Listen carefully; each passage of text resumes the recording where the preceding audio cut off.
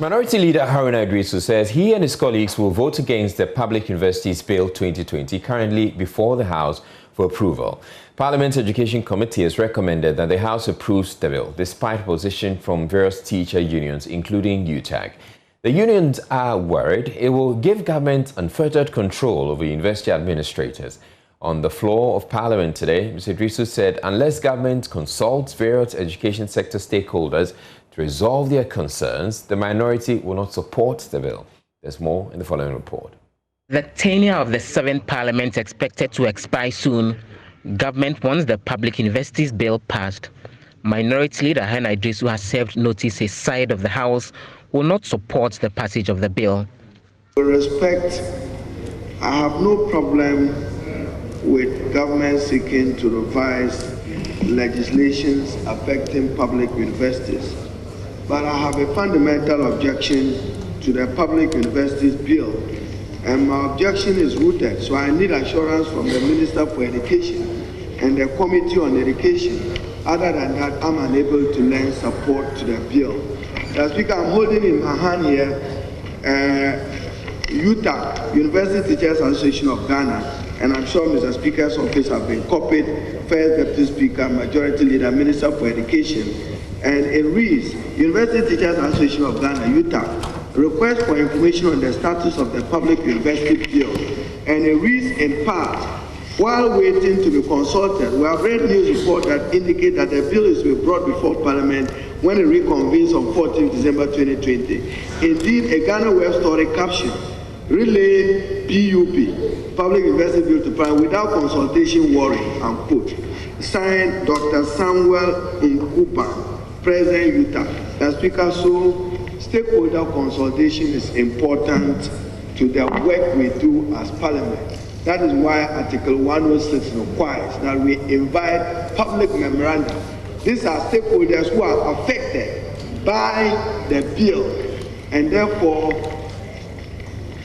an assurance from the Minister for Education that they will be thoroughly engaged and a report of the engagement submitted to Parliament.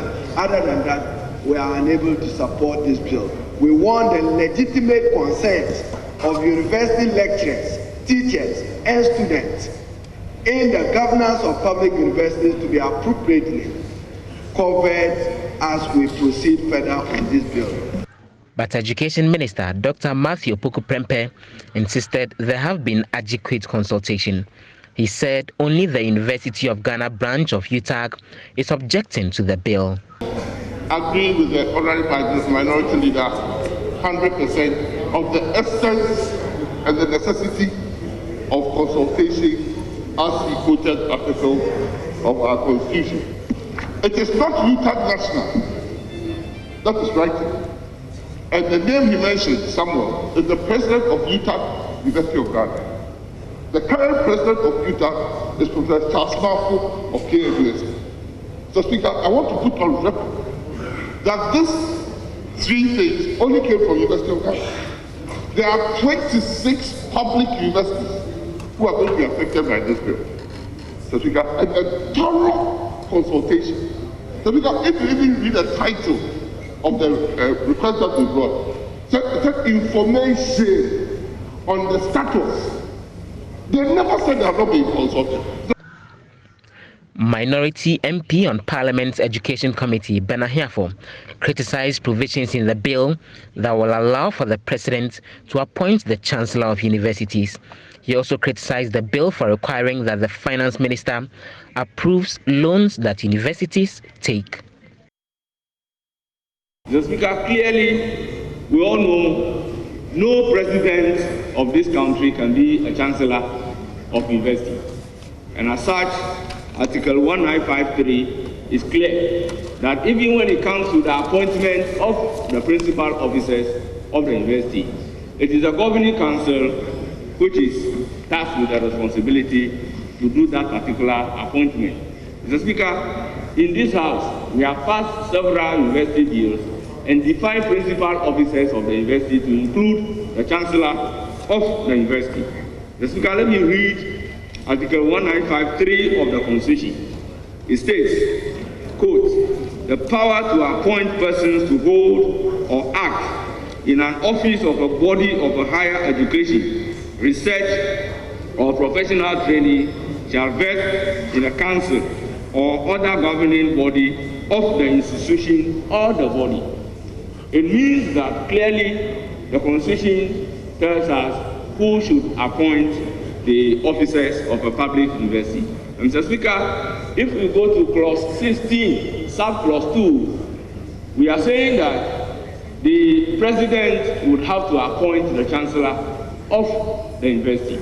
I believe strongly if this provision is allowed to stay, it will be repugnant with Article 195(3) of the 1992 Constitution. And Mr. Speaker, we risk the opportunity of making this particular law only for it to be taken out and then it will be shut down, just like what this House did in the case of the Chieftaincy Amendment Bill. So, Mr. Speaker, it is good to draw the House attention to these legal requirements at the second reading stage. But Dr. Opoku Prempeh defended the provision. He said the University of Ghana, for example, has previously taken loans that government had to pay. Of course, when bills are brought, Parliament is not a rubber stamp. Parliament invites stakeholder memorandum, and there were 38 memoranda that were brought onto this bill. So Parliament will listen, and if there are amendments, that is the work of Parliament.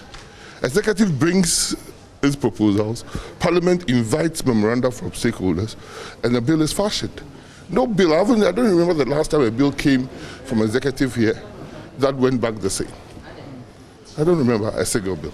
You are reporters here, and tell me one bill that came and went back. Even bills that are brought on urgent basis, members of Parliament have the opportunity to make amendments when necessary. About consultation, you're saying that by the end of the week, the 3 groups from the University of Ghana will be consulted? If you heard me right, I said the Committee on Education, not the ministry, because the bill is in Parliament.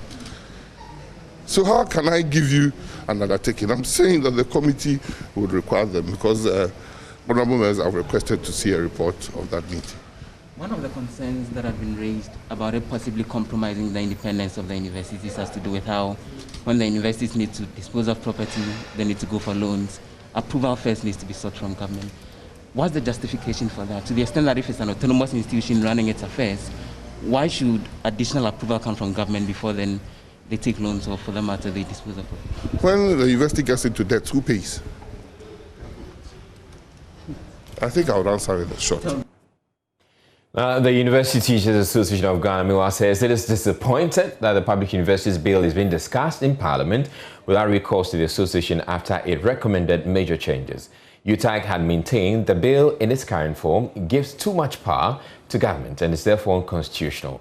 President of the association, Professor Charles Ofosu-Mafo, tells Joynews members of the association feel blindsided and will fight it through all legitimate means available. He spoke with my colleague, Gifty Andwapia, on the Pulse.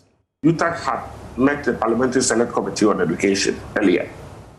And we had, as he said, extensive deliberations, our concerns, and we were assured that the AG will look at the document. And I'm sure the public has seen UTAG memo to the Parliamentary Select Committee on Education. We were assured that when review has been done and the Select Committee had considered our document, then the document will be sent back for us to peruse. Right? So as we speak, UTAG National was just waiting for such a document until we heard that there's a schedule in Parliament and that the bill is being considered on its way to be passed.